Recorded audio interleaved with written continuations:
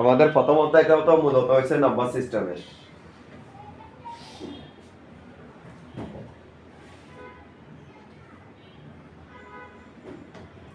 ওকে, আমরা আলোচনায় যাই। ওয়ালাইকুম সালাম। আজকে আমরা আলোচনায় যাই।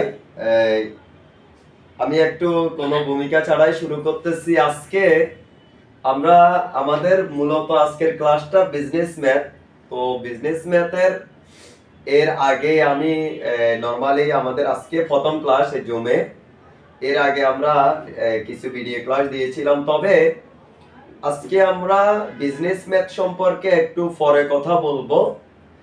প্রথমত হচ্ছে সম্প্রতি সময়ে আমাদের জাতীয় বিশ্ববিদ্যালয়ের প্রশ্নের প্যাটার্ন বা আমাদের যে প্রশ্নগুলা স্টুডেন্টরা যে খারাপ করতেছে, কেন খারাপ করতেছে, এই বিষয় নিয়ে আমি একটু কিছু কথা বলবো, যেটা আমার মনে হচ্ছে এই বিষয়গুলা জানানো খুবই প্রয়োজন বা বলা খুব দরকার। কারণ আমাদের চারপাশে ওই শিক্ষকরূপী ব্যবসায়ের কোনো শেষ নাই, অভাবও নাই। যে কোনো রকম কথাও বলতে পারে না, সেও বর্তমানে অনলাইনে সবচেয়ে জনপ্রিয় শিক্ষক হয়ে যায়। এটা বর্তমান সমাজের প্রেক্ষাপটে এটা এসে দাঁড়াইছে। এখন দেখো, প্রথমত বলি জাতীয় বিশ্ববিদ্যালয়ের প্রশ্ন।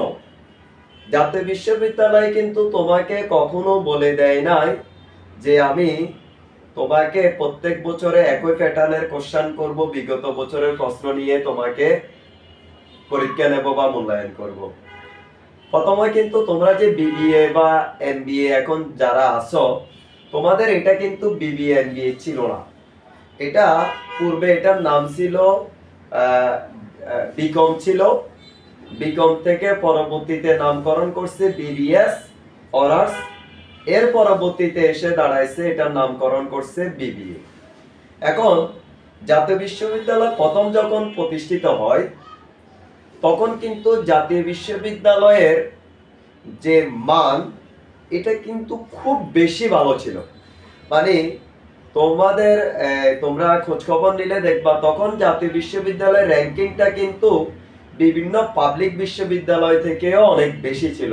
এটা বেশি দিন না, এটা নয়, মানে 2016-17 সালের আগের কথা বলতেছি। তখন জাতীয় বিশ্ববিদ্যালয়ের র্যাঙ্কিংটা এত বেশি ছিল। এখন তখন কোশ্চেনটা কিভাবে করতো, তখন কিন্তু এখন তোমরা যেরকম বিভিন্ন ধরনের গাইড বই পড়ে বা অনলাইনে বিভিন্ন কোর্স ব্যবসায়ীদের কাছ থেকে কোর্স কিনে, বা ওই অমুক ভাইয়া অমুক স্যার বলছে যে তা আমাদের এই 5টা অঙ্ক করে দিলে 5টা অঙ্ক থেকে অঙ্ক কমন পড়বে, এরকম কোনো বাদাবাজি সিস্টেম কিন্তু তখন ছিল না। জাতীয় বিশ্ববিদ্যালয়েরও এখানে দোষ আছে। তো তখন 2015 বা 16 সালের আগে জাতীয় বিশ্ববিদ্যালয়ের কোশ্চেন গুলা হয়তো সবগুলা মূল টপিকস থেকে, মানে বিগত বছরের প্রশ্ন আসতো, তবে হুবহু প্রশ্নগুলো আমাদের কাছে কমন আসতো না। হুবহু প্রশ্নগুলা কিন্তু পরীক্ষা কখনো আসতো না। প্রশ্নগুলা কিভাবে আসতো, মনে করো তোমাকে একটা এবছর একটা কোশ্চেন আসলো, ওখানে কিছু মনে করো ফিগার চেঞ্জ করে, টপিকস গুলা একটু চেঞ্জ করে, বা অন্য একটা টপিকস এর মাধ্যম দিয়ে তোমাকে প্রশ্নের উত্তরটা খুঁজা, মানে তোমার জানা আছে কতটুকু, তুমি বিষয়টা সম্পর্কে কতটুকু শিখছো, এই বিষয়গুলা কিন্তু তখন জাতীয় বিশ্ববিদ্যালয়ে স্টুডেন্টদের কাছ থেকে খোঁজার চেষ্টা করতো। এখন তো পরীক্ষা দিলে 3 পয়েন্ট পাওয়া যায়, তখন পাস ক্লাস পাওয়াটা হচ্ছে যে একটা স্বপ্নের মতো ব্যাপার। তোমরা এখন যারা 3 পয়েন্ট পাও, মানে 60+ নাম্বার পাও, এটা ছিল তখন pass class. First class, second class বা থার্ড ক্লাস, তখন এটা ছিল, মানে জিপিএ সিস্টেমটা আসার আগের কথা বলতেছি। তো তখন ফার্স্ট ক্লাস পাওয়াটা, পুরো কলেজে ফার্স্ট ক্লাস খাই পাইতো মনে করো 5 জন, 6 জন, 7 জন। এখন দেখা যায় যে একটা নরমাল কলেজ থেকেও অন এভারেজে সবাই কি পেয়ে যাচ্ছে, যদি ওইখানে 300 জন স্টুডেন্ট থাকতে 300 জনের ভিতরে 250 জন পেয়ে যাচ্ছে তোমার 3 পয়েন্ট। এখন এই সম্প্রতি যখন বিবিএ থার্ড ইয়ার থেকে যখন আমাদের কোশ্চেনের প্যাটার্ন গুলা যখন পরিবর্তন হয়েছে, তখন কিন্তু আমাদের ওই যে স্টুডেন্টদের হাই হতাশা শুরু হয়েছে। এখন আমি আগে যেখানে ছিলাম, তো তখন কিন্তু জাতীয় বিশ্ববিদ্যালয় এরকম যে বিগত বছরের যে প্রশ্ন, এই বিগত বছরের প্রশ্নটা কিন্তু এভাবে রিপিট করতো না। পরবর্তীতে যখন তোমাদের বিভিন্ন কলেজে ইনকোর্স নাম্বার শুরু হইলো, তারপরে হচ্ছে যে এই যে আমাদের করোনার একটা কি আসলো, আমাদের একটা মহামারী আসলো, এরপরে বা এর কিছু বছর আগ থেকে জাতীয় বিশ্ববিদ্যালয়ে দেখলাম যে যে প্রশ্ন বিগত বছরের কয়েক বছরের প্রশ্নগুলা পড়ে গেলে ওইখান থেকে হুবহু কোশ্চেন গুলা কি হয়ে যাচ্ছে, কমন পড়ে যাচ্ছে। তো এখন স্টুডেন্টদের মাইন্ডটা ওইদিকে মানে ডেভার্ট হয়ে গেছে, মানে ওইদিকে তারা ধাবিত হয়েছে। আরে আমি বই কিনে কি করব, আমি তো কোন রকম ওই যে বিভিন্ন বাজারে যে সস্তা মানের যে গাইড বইগুলো আছে, আমি এই গাইড বইগুলো কিনলে অনলাইন ব্যবসায়ী যারা আছে, যারা কোর্সে পড়ায় বা 2-1 মাস পড়লে বা আমার কিছু ভিডিও ক্লাস করলে তো আমি পাস করে ফেলতে পেরেছি, 3 পয়েন্ট পাচ্ছি, যে আমি শুধু শুধু সারা বছর পড়ালেখা কেন করব, আমি শুধু শুধু মেন বই কেন কিনবো, এই তাদের মন মানসিকতা ওইদিকে আস্তে আস্তে কনভার্ট হয়ে গেছে।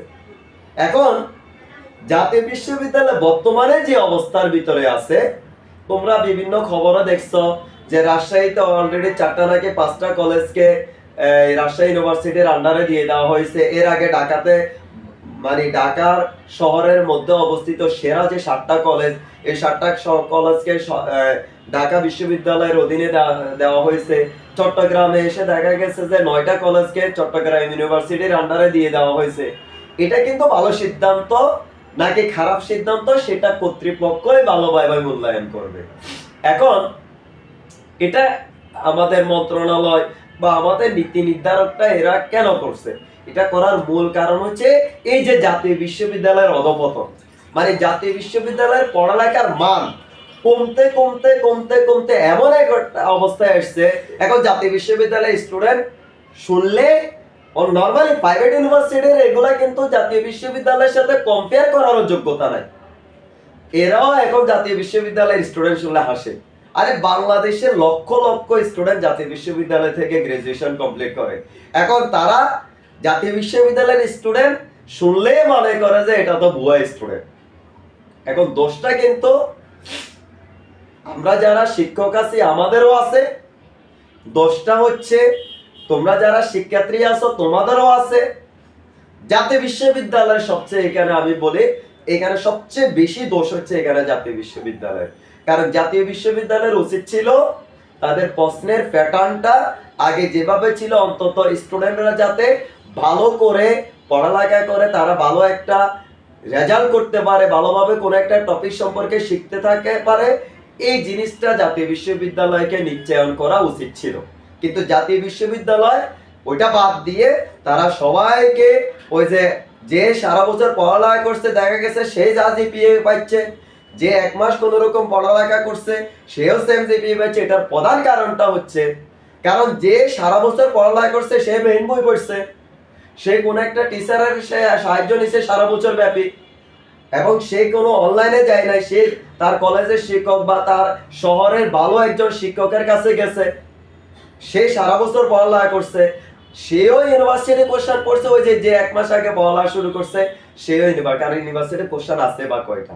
তো দেখা গেছে যে ওই যে সারা বছর পড়ালেখা করছে তার রেজাল্ট যা, যে 1 মাসে পড়ালেখা করছে তারও রেজাল্ট তা।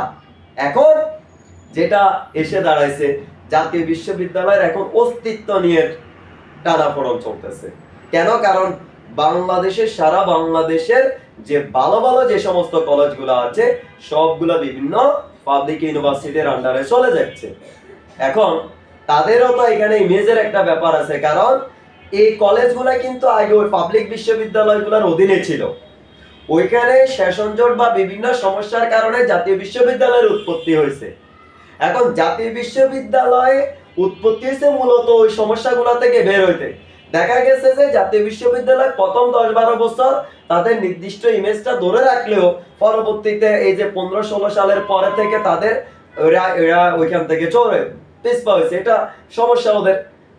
বিগত বছরে প্রশ্ন পড়তেছে, কোনো প্রশ্নের প্যাটার্ন নাই, বিগত 2 বছরে প্রশ্ন পড়লে এখান থেকে প্রশ্ন কমন চলে আসতেছে। এটার কারণে দেখা গেছে যে জাতীয় বিশ্ববিদ্যালয়ের স্টুডেন্টদের মানটা খুব নিচের দিকে চলে যাচ্ছে। এখানে তোমরা কেউ রাগ করার কিছু নেই। তোমরা যারা আমাকে জুমে শুনতেছো অথবা পরবর্তীতে যারা আমার এই ভিডিও ক্লাসটা দেখবা, সবাই এখানে রাগ করার কিছু নাই, আমি বাস্তবতাগুলো তুলে ধরতেছি। এখন আমাদের করণীয় কি? এখন জাতীয় বিশ্ববিদ্যালয় এই যে থার্ড ইয়ার পরীক্ষা থেকে তারা তাদের প্রশ্নের প্যাটার্ন পরিবর্তন করা শুরু করছে। তারা কি করতেছে, তারা ওই যে বিগত বছরের প্রশ্ন দেওয়া বন্ধ করে দিছে। সব সাবজেক্টের কিন্তু হয় না, এটা শুধু অ্যাকাউন্টিং ডিপার্টমেন্টের ক্ষেত্রে হয়েছে, ম্যানেজমেন্ট ডিপার্টমেন্টের ক্ষেত্রেও হয় নাই। ওইখানে ওই যে আগের ধারাবাহিকতায় প্রশ্ন করছে, অন্য ডিপার্টমেন্ট যেগুলো আছে এগুলাতে হয় নাই। তারপরে আর্টস বা ওই যে সায়েন্সের বিভিন্ন সাবজেক্ট এগুলাতে হয় না, এটা হয়েছে শুধুমাত্র অ্যাকাউন্টিং ডিপার্টমেন্টের ক্ষেত্রে। অ্যাকাউন্টিং ডিপার্টমেন্টে যেমন কস্ট অ্যাকাউন্টিং এ বিগত বছরের কোনো কোশ্চেন দেয় নাই, ম্যানেজমেন্ট অ্যাকাউন্টিং এও দেয় নাই, অ্যাডভান্স অ্যাকাউন্টিং এও দেয় নাই। মানে এই কোশ্চেন গুলাতে পুরোটা আবার ওই যে ফোর্থ ইয়ারে দেখা গেছে অ্যাকাউন্টিং থিওরিতে সেম অবস্থা হয়েছে। তো এখন জাতীয় বিশ্ববিদ্যালয় বিগত সালের প্রশ্ন দেওয়া বন্ধ করে দিছে। তারা প্রশ্ন এখন যেটা করতেছে সেটা হচ্ছে তারা মূল বেসিক বিষয় থেকে প্রশ্ন নেওয়া শুরু করছে। একদম বেসিক থেকে দিলে সোজা ছিল, এখন সবচেয়ে ইম্পর্টেন্ট বিষয় হচ্ছে জাতীয় বিশ্ববিদ্যালয়ের প্রশ্নগুলোকে এমন ভাবে ঘুরিয়ে পেঁচিয়ে দিচ্ছে স্টুডেন্টরা গুলো প্রশ্নগুলো বুঝতেই পারতেছে না, যার ফলশ্রুতিতে তাদের তো ওই যে ধারাবাহিকতা আগের বিগত বছরের প্রশ্নগুলো ছিল ওটা তো মনে করা পড়ে গেছে। এখন তারা প্রশ্নগুলো বুঝতে পারতেছে না, অন এভারেজ সবারই কিন্তু পরীক্ষা খারাপ হচ্ছে, কারণ এটার জন্য কিন্তু তারা প্রস্তুত ছিল না। এবং এটা আমি স্টুডেন্টদেরকেও দোষ দিই না, এটা সম্পূর্ণ আমি দোষ দেব বিভিন্ন যারা জাতীয় বিশ্ববিদ্যালয়ের নীতি নির্ধারক আছে, ওনারা এটা দায় দেবার নিতে হবে, কারণ ওনাদের উচিত ছিল এগুলো আরো আগে কি করা, স্টার্ট করা। এবং ওনারা যে বিভিন্ন বছরের যে রিপিট কোশ্চেন করতো, এই কোশ্চেন গুলো দেওয়াটাই হচ্ছে যে ওনাদের, আমি মনে করি ওনাদের ব্যর্থতা। যাক, যেহেতু এখন শুরু করছে, এটা কিন্তু পজিটিভ সাইড।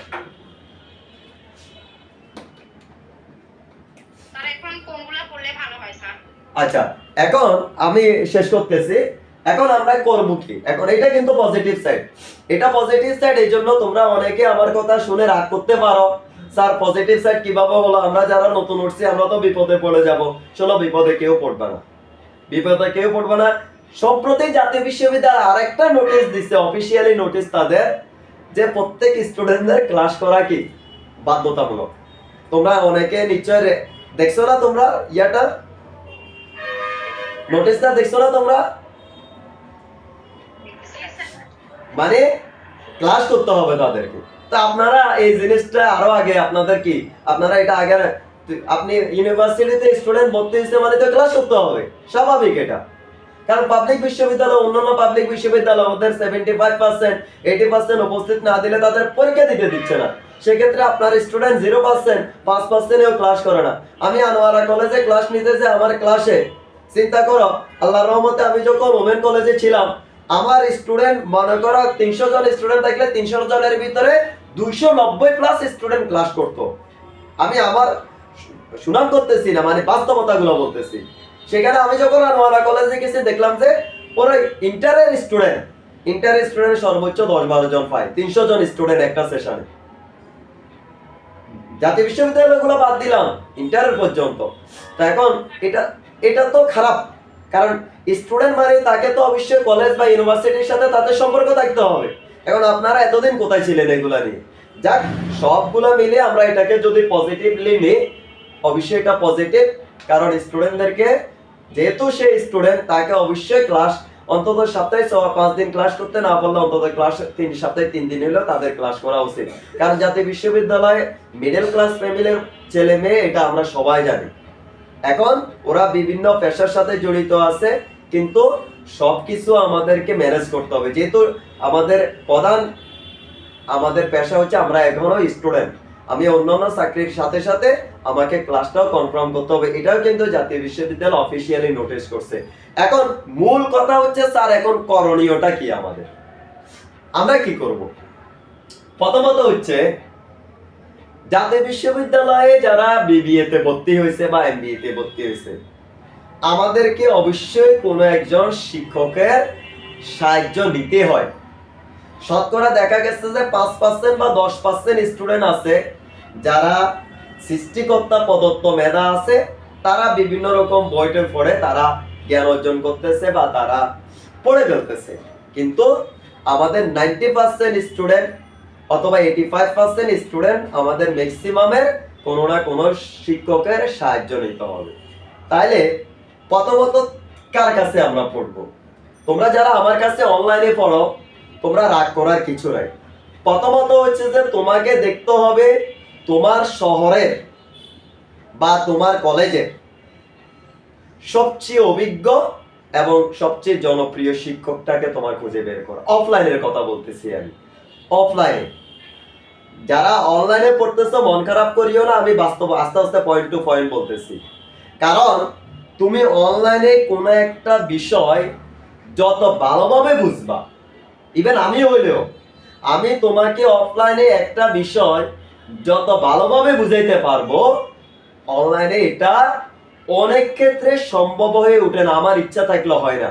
যেমন কিছুদিন আগে তোমাদের যারা অনলাইনে পড়ো, হঠাৎ করে তোমাদের ক্লাসের মধ্যে কারেন্ট চলে গেছে, আর ক্লাসটা নিতে পারলাম না। আধা ঘন্টা অপেক্ষা করলাম, কারেন্ট আসলে আবার ক্লাসটা শুরু করলাম। দেখা গেছে যে 25 মিনিট নাকি 21 মিনিট করার পর আবার ক্লাস চলে গেছে, কারেন্ট চলে গেছে, আর ক্লাসটা কন্টিনিউ করতে পারি না। এটা একটা সমস্যা। আর যারা মানে 100% যারা পিওর শিক্ষক যারা আছে, মানে শিক্ষক বলতে যে যারা বিভিন্ন কলেজ বা ইউনিভার্সিটির টিচার যারা, ওরা কিন্তু তোমার মতো ওই যে যারা অনলাইনে বিজনেস করে ওদের মতো কিন্তু সারাদিন অনলাইনে পড়ে থাকে না। তাদেরকে প্রথমত তাদের চাকরির বা তাদের পেশা যেখানে ওগুলা তাদেরকে সামাল দিতে হয়। সামাল দিয়ে আসি, দেখা গেছে যে উনি বাসায় আসছে, কারণ জার্নি করবে, সারাদিন পরিশ্রম করে, জাতীয় বিশ্ববিদ্যালয়ের পরীক্ষা, ইন্টারের পরীক্ষা, কলেজের পরীক্ষা, অভ্যন্তরীণ ইন্টারনাল কলেজের অফিসিয়ালি কাজ সবগুলা ম্যানেজ করে অনেক ক্ষেত্রে দেখা যায় যে উনি যতই ভালো শিক্ষক হোক, ওনার আর ক্লাস নেওয়ার ওই ধরনের মন মানসিকতা থাকতেছে না বা ইচ্ছা করতেছে না। সেক্ষেত্রে কি হচ্ছে, হয়তো ক্লাস শুরু করতেছে, ভালো করে সার্ভিস দিতে পারতেছে না, তারপরেও আমরা চেষ্টা করতেছি যতটুকু পারি সার্ভিস দেওয়ার জন্য। তাহলে প্রথমত হচ্ছে যে তোমার 1 নাম্বার পছন্দ হচ্ছে তোমার শহরের সবচেয়ে অভিজ্ঞ এবং জনপ্রিয় শিক্ষকটাকে তোমাকে খুঁজে বের করতে হবে, যিনি অন্তত তোমাকে কিছু শিখাবে। নাম্বার 2, স্যার আমি তো একজন হাউস ওয়াইফ, স্যার আমি তো চাকরি করি, স্যার আমি তো কোনো একটা ব্যবসা করি, স্যার আমার পক্ষে তো অফলাইনে গিয়ে স্যারের কাছে ওইভাবে পড়া সম্ভব হচ্ছে না, কি করব? এই ক্ষেত্রে তোমার কাজ হচ্ছে যে অনলাইনে। এক্ষেত্রে তোমার কাজ হচ্ছে অনলাইনে ওই যে যারা ওই যে বিভিন্ন কোর্সের ব্যবসা করে, যারা 4-5টা ক্লাস দিয়ে ওই যে সাবজেক্ট শেষ করবে, টপিক শেষ করবে, এইগুলা থেকে প্রথমে সেই যতই কন্টেন্ট ক্রিয়েটর হোক না কেন, সে যতই অনলাইনে জনপ্রিয় হন, প্রথমত এদেরকে কি করতে হবে? রিজেক্ট করতে হবে। কেন রিজেক্ট করবা? এদেরকে কিন্তু জনপ্রিয় বানাইছো তোমরা, এবং এটার পিছনে আরেকটা দায় হচ্ছে জাতীয় বিশ্ববিদ্যালয়। এরা সবাই দেখবা যখন বিগত বছরের প্রশ্ন যখন কমন পড়ে, সবাই ফেসবুকে কি দেয়? স্ট্যাটাস দেয়, আমার সাজেশন থেকে এতটা কমন পড়ছে, আমার সাজেশনটা থেকে এতটা কমন পড়ছে। আর ভাই কস্ট অ্যাকাউন্টিং এর তো আমি তো অনলাইনে প্রায় সবগুলা গ্রুপের সাথে জড়িত, ওই কস্ট অ্যাকাউন্টিং এর তো ওদের একজনকেও আমি দেখি নাই যে আমার সাজেশন থেকে এতটা কমন পড়ছে এটা দিতে। তখন আপনাদের এগুলা কোথায় ছিল? স্টুডেন্টদেরকে ধোঁকাবাজি দেওয়ার কতগুলো মানে সীমা থাকা দরকার, এদের থেকে প্রথমে দূরে থাকতে হবে। এরপরে হচ্ছে তোমাকে 1 অধ্যায় শিখাক, 5 অধ্যায় শিখাক, 2 অধ্যায় শিখাক, তোমাকে অন্তত ওই যে মানবিক একজন শিক্ষক তোমাকে খুঁজে বের করো। আমি বলি না আমাকে খুঁজে বের করো, আমি যদি ব্যবসায়ী হই আমাকেও রিজেক্ট করো তোমরা, আমার বিন্দু পরিমাণে কোনো আপত্তি নাই। কারণ আমার অনলাইনে পড়ানোর বিন্দু মাত্র কোনো টেন্ডেন্সি নাই। কারণ আমার অফলাইনে আল্লাহর রহমতে চট্টগ্রাম শহরে শুধু আমার 17 থেকে 18টা বেস আছে, 17 থেকে 18টা বেস। চট্টগ্রাম শহরের কথা বলতেছি, জিসি ব্রাঞ্চ এবং চট্টগ্রাম এই যে চকবাজার ব্রাঞ্চ। আনোয়ারাতে যে স্টুডেন্ট যারা আছে, এরা আজকে মানে আমি মার্চে 10 তারিখে জয়েন করছি, এই যে বিগত কয়েকদিন মনে হয় ডেইলি 10 থেকে 12 বার ফোন দিচ্ছে, স্যার আমাদেরকে এখানে একটা বেশ শুরু করেন, বিশেষ করে বিবিএ 3rd ইয়ার এবং বিবিএ 2nd ইয়ার। তা আমার অফলাইনে স্টুডেন্ট যেগুলো আছে এগুলাকে আমি সামাল দিতে পারতেছি, তারপরও অনেকে মেসেজ দেয় বা পড়তে চায়, যার কারণে অনলাইনে টুকটাক কিছু স্টুডেন্ট পড়ায়। আমি যদি ব্যবসায় চিন্তা ভাবনা থাকে, আমাকেও রিজেক্ট করো, আমার বিন্দু পরিমাণে কোনো আফসোস নেই, আমি এটাকে সেলুট জানাই। তুমি অন্তত বুঝতে পারছো যে আমি ব্যবসা করতেছি। কিন্তু তোমাকে আগে বুঝে নিতে হবে যে কে তোমার সাথে বাটপারি করতেছে, কে তোমার সাথে বেইমানি করতেছে, এটা তোমাকে খুঁজে বের করতে হবে। 2 নাম্বার কিভাবে পড়বো স্যার? আমি তোমরা যারা বিবিএ থার্ড ইয়ারে আছো বা বিবিএ সেকেন্ড ইয়ারে আছো অথবা মাস্টার্সে আছো, প্রিলিমিনারিতে থাকো অথবা ফাইনালে থাকো, প্রথম কথা হচ্ছে এখন কোনো সাজেশন বেসিস পড়ালেখা করবা না। কোনো সাজেশন বেসিস পড়ালেখা করবা না। মেন বুক কিনো, মেন বুক থেকে প্রথমত হচ্ছে যে দেখবা যে কোন একটা টপিকস এর মধ্যে কোন কোন কন্টেন্ট আছে, মানে কি কি টপিকস তোমার এখানে আছে। কারণ একটা অধ্যায়ের ভিতরে বিভিন্ন টপিকস থাকতে পারে। যেমন আমরা যদি বিজনেস ম্যাথের কথা বলি, যেমন আমরা বাস্তব সংখ্যার ক্ষেত্রে যদি বলি, যেমন বাস্তব সংখ্যার ক্ষেত্রে আমাদের এখান থেকে কি কি টপিকস এর, যেমন প্রথমত হচ্ছে যে বাস্তব সংখ্যার ক্ষেত্রে আমাদের অমূলদ সংখ্যা প্রমাণের অঙ্ক আছে, মানে √3 √2 √5 √7 √11 এগুলো অমূলদ সংখ্যা প্রমাণ করো, এই টাইপের অঙ্ক আছে না? আছে। 4 নাম্বার অথবা 4 নাম্বারের জন্য প্রায় সময় দেখা যায় যে এরকম একটা কোশ্চেন আসে। একটা মিনিট,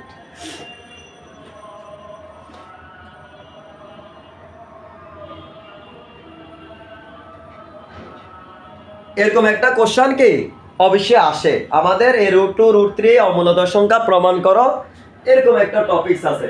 তাহলে এই টপিকস এর ভিতরে যত ধরনের তোমার অঙ্ক হতে পারে এগুলা সবগুলা তুমি শিখে ফেলবা। যেমন এগুলোর ক্ষেত্রে কিন্তু বেশি অঙ্ক করার দরকার নাই, তুমি যে কোনো একটা প্রমাণ শিখবা, বাকি সবগুলাকে ওই ফরম্যাটের ভিতরে দিয়ে দিয়ে তুমি যদি তোমার 1000 অঙ্ক এর নিয়মের ভিতরে আসে সব তুমি পারবা। তবে তোমাকে প্রথমত হচ্ছে যে অমূলদ সংখ্যা কি, মূলদ সংখ্যা দিয়ে এখানে শুরু করতে হয়, এই বিষয়গুলো তোমাকে জানতে হবে। এরপরে যেমন আমাদের ঠিক একই অধ্যায়ের ভিতরে আমাদের জটিল সংখ্যার বর্গমূল নির্ণয় করা আছে। জটিল সংখ্যার কি বর্গমূল নির্ণয় করা, এই জটিল সংখ্যার বর্গমূল নির্ণয় কিভাবে করতে হয় এটা তোমাকে শিখে ফেলতে হবে। এরপরে আমাদের এখানে সমাধান করা আছে, সমাধান করতে হয়, সমাধান করো অথবা a + ib আকারে প্রকাশ করো, এরকম আমাদের অঙ্ক আছে, সমাধান করে ফেলতে হবে তোমাকে। এরপরে আমাদের আরেকটা আছে তোমার গণমূল নির্ণয় করা, গণমূল নির্ণয় করা আছে। এই গণমূল নির্ণয় বিশেষ করে এই 4 টপিকস এর আমাদের এখান থেকে অঙ্ক আসে প্রথম অধ্যায়। তো তোমাকে বইটা খুলে এই যে যতগুলা টপিকস আছে এই টপিকস এর ভিতরে, মানে ওই অধ্যায়ের ভিতরে কি কি টপিকস আছে প্রত্যেকটা টপিকস তুমি শিখে ফেলবা। প্রথমে রিডিং পড়বা, তারপরে ওই অঙ্কগুলা তোমাকে কি করবা, সমাধান করবা। এইবার এই সিস্টেমে, হ্যাঁ বলো। আচ্ছা, এখন গুড কোশ্চেন স্যার। এখন এই যে আমরা তো ধরা তো খাই এখানে, আমরা ধরাটা তো খাই মূলত এখানে। ম্যাক্সিমাম সময় দেখা যায় যে অমূলদ সংখ্যা তারপরে সমাধান আসে। সাপোজ আমি বলতেছি না এগুলো আসে, মনে করো এটা আসে, তা আমরা কি করলাম, ওই জটিল সংখ্যার বর্গমূল এটাও শিখলাম না, গণমূলও শিখলাম না। এখন জাতীয় বিশ্ববিদ্যালয় কি তোমার সাথে চুক্তি করছে যে তুমি একটু কাকলেই তুমি এক কাজ করো, অমূলদ সংখ্যা পড়ো আর সমাধান নির্ণয় করো, এই দুটা থেকে আমি তোমাকে প্রশ্ন দেব, বলো তোমার সাথে জাতীয় বিশ্ববিদ্যালয় কি চুক্তি করছে? এখন জাতীয় বিশ্ববিদ্যালয় থেকে তোমাকে যদি গণমূল থেকে অঙ্ক দেয়, এখন তুমি কি জাতীয় বিশ্ববিদ্যালয় 14 গোষ্ঠী উদ্ধার করতে পারবা? 10 টাকা 10টা তোমার, কারণ তুমি ওই যে ওরা দিচ্ছে 4টা টপিকস, তুমি শিখছো 2টা টপিকস, তো ওই ভিন্ন 2টা টপিকস থেকে অঙ্ক আসলো, তুমি ধরা খাইলা, তো এটা দায়িত্ব তোমাকে নিতে হবে। এটাকে ওই যে তুমি যেটা বলছো স্যার আমি কোনটা শিখবো, ওই যে তুমি কোনটা শিখলা মানে তুমি সাজেশন বেসিস পড়ালেখাতে চলে গেলা, এটা করা যাবে না এই মুহূর্তে। এটা করবা তুমি কখন, এটা করবা তুমি পরীক্ষার রুটিন দেওয়ার পর। কারণ কমপক্ষে 1 মাস আগে তো আমাদের রুটিন প্রকাশ করে, তুমি এই কাজটা করবা পরীক্ষার রুটিন দেওয়ার পর। কারণ তোমার সব টপিক শিখে আছে, এখন তো এরপরে তুমি দেখবা যে বিগত বছরে কোন কোন টপিকস এর প্রশ্নগুলো বেশি আসতেছে, ওগুলা গুরুত্ব দিয়ে পড়বা। অন্যগুলা যে তুমি ডিক্লাইন করবে এরকম না, অন্যগুলো তুমি রিভাইজ দিয়ে যাবা, তবে ওই যেগুলা বেশি আসে এগুলাকে কি করবা, পড়বা। এই সিস্টেমে তোমাকে প্রশ্নগুলা পড়তে হবে, সমাধান করতে হবে। এভাবে যদি কোনো একজন স্টুডেন্ট, আর সবচেয়ে গুরুত্বপূর্ণ যেটা লাস্ট টপিক যেটা, সেটা হচ্ছে তোমাকে প্রশ্নটা বিভিন্ন অ্যাঙ্গেল থেকে করা যায়। আচ্ছা, মনে করো আমি তোমাকে একটা উদাহরণ দিলাম যে আমাদের হিসাব বিজ্ঞানের জনককে লুকা প্যাসিয়েলি। হিসাব বিজ্ঞানের জনককে লুকা প্যাসিয়েলি। এখন প্রশ্নটা বিভিন্ন ভাবে হইতে পারে। হিসাব বিজ্ঞানের জনককে, এটা একটা প্রশ্ন। আচ্ছা, ডেবিট ক্রেডিটের জনককে? আরে আমি তো হিসাব বিজ্ঞানের জনকে না শিখছি, ডেবিট ক্রেডিটের জনককে আবার। অথচ কোশ্চেন কিন্তু একইটা, উত্তর কিন্তু একইটা। অথবা তোমাকে বললো ইতালীয় কোন নাগরিক হিসাব বিজ্ঞানটা সম্পর্কে ব্যাখ্যা দিছে। আরে এটা আবার কি জিনিস? জনকে না শিখছি, কোন ব্যক্তি সূত্র দিছে, এটা আবার আমি কেমনে বলবো? কিন্তু প্রশ্ন কিন্তু, উত্তর কিন্তু একইটা। কিন্তু এই কোশ্চেন গুলাকে বিভিন্ন অ্যাঙ্গেল থেকে ঘুরাই দিতে পারে।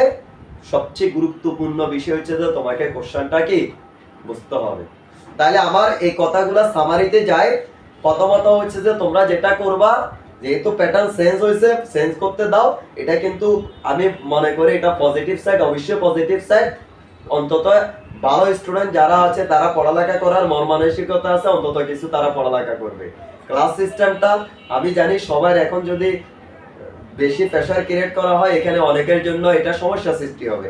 কেন সমস্যা সৃষ্টি হবে? এখানে বিভিন্ন পেশার সাথে অনেকে জড়িত। তারপরেও অন্তত তোমরা সময় ম্যানেজ করি হলেও অন্তত সপ্তাহে অন্তত 3টা দিন হলেও কলেজে যাতে ক্লাস করতে পারে, এই বিষয়টা দেখবা। তারপরে হচ্ছে যে তোমরা যারা প্রাইভেট যেহেতু পড়তে হবে, তুমি দেখবা যে তোমার শহরের অফলাইনে একটা ভালো একটা শিক্ষক খুঁজে নিবা, ওনার কাছে সহযোগিতা নিবা সকাল বিকাল যখন পারো। এরপরে হচ্ছে যে তোমার যদি এরপরে সম্ভব না হয়, অনলাইনে যারা অন্তত তোমার প্রতি মানবিক হবে, যারা টাকা পয়সা থেকে তোমার প্রতি মানবিক হবে, ওই ধরনের শিক্ষকের কাছে তুমি যাবা। মনে রাখবা, একজন মানবিক মানুষ তোমার সাথে থাকলে এটা তোমাকে যদি সপ্তাহে একদিনও সময় দেয়, এই একদিনটা কিন্তু তোমার জন্য অনেক উপকারে আসবে। কারণ তিনি কিন্তু তোমার সাথে কখনো কি ব্যবসায়িক চিন্তা ভাবনা করবে না, তিনি সবসময় তোমার প্রতি মানবিক হবে। এই জিনিসটা দেখবা। এই হচ্ছে যে আমাদের জাতীয় বিশ্ববিদ্যালয়ের বিভিন্ন প্রশ্ন। আর পড়ার সিস্টেমটা হচ্ছে আমরা মেন বই কিনবো, মেন বই বিভিন্ন পাবলিকেশনের আমাদের বাজারে মেন বই আছে। যেমন আমি কমার্স পাবলিকেশনের কথা বলতে পারি, কারণ এটা জাতীয় বিশ্ববিদ্যালয় সৃষ্টি হওয়ার পর থেকে এখন পর্যন্ত বাংলাদেশে যদি আমাদের মেন বুকের কথা বলে, তাহলে অবশ্যই চোখ বন্ধ করে সবাই কমার্স পাবলিকেশনটার কথা বলবে। এটা আমাদের আছে। এর বাইরে আমাদের মিলেনিয়াম পাবলিকেশন আছে, গ্রন্থকুটির পাবলিকেশন আছে। এগুলো হচ্ছে যে বাংলাদেশে বিখ্যাত আমাদের পাবলিকেশন গুলা। এই বইগুলা কিনতে পারো। এই বইগুলো যে সবসময় যে একবারে আসমানি কিতাবের মতো বিশ্বাস করবে এরকম না, অন্তত তোমার ওই সাজেশন থেকে এগুলা অন্তত অনেক ভালো আছে। আর সবচেয়ে গুরুত্বপূর্ণ বিষয় হচ্ছে যে দেখবা বিভিন্ন এই বইগুলার বিভিন্ন জায়গায় ফিনান্স বলা, অ্যাকাউন্টিং বলা, ম্যাথ বলা, বিভিন্ন ইংলিশ রাইটারের সোর্স দিয়ে দিয়ে কিছু কোশ্চেন আছে, ওই কোশ্চেন গুলো পড়ে ফেলবা। বিদেশি রাইটারের কিছু কোশ্চেন গুলাকে আমাদের বাংলা বইগুলাতে আমাদের কি করছে, কপি করে নিয়ে আসছে এবং নিচে দিয়ে সোর্স দিয়ে দিছে। ওই কোশ্চেন গুলো তোমরা বেশি বেশি পড়বা, অর্থাৎ ইউনিভার্সিটি কোশ্চেন সমাধান করবা, সাথে এই বিদেশি রাইটারের প্রশ্নগুলো পড়বা। ইনশাআল্লাহ পরীক্ষা ভালো হবে, টেনশন করার কিছু নাই। যতই পরিবর্তন করুক না কেন, কারণ তোমার যদি জানা থাকে, তোমাকে যেভাবে ঘুরে পেঁচে প্রশ্ন করুক না কেন, কোনো সমস্যা নেই, ইনশাআল্লাহ পারবা।